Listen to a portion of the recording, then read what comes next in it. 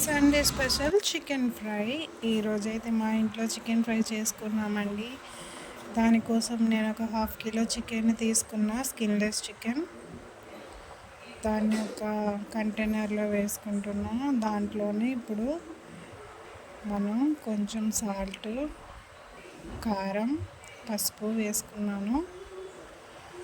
గరం మసాలా కూడా వేసుకొని దీన్ని బాగా మిక్స్ చేసుకుంటున్నా. దాంట్లో కొంచెం ఫుడ్ కలర్ వేసుకున్నా, కలర్ కోసం.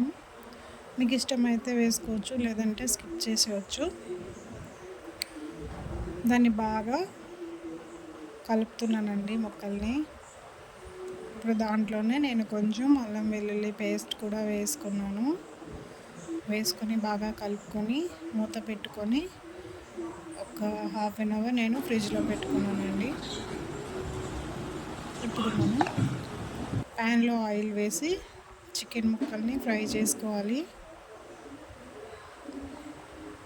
మా పిల్లలకైతే చాలా ఇష్టం అండి ఫ్రై, వాళ్ళ కోసమే చేస్తున్నాను. మీరు కూడా ఒకసారి ట్రై చేయండి, చాలా బాగుంటుంది.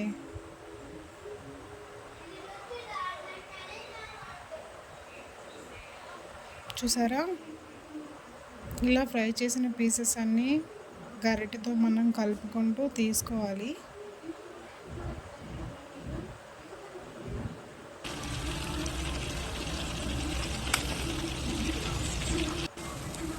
ఇప్పుడు వేగిపోయాయండి, నేను తీసి పక్కన పెట్టుకుంటున్నాను. పక్కన ప్లేట్లో వేసుకుంటున్నాను.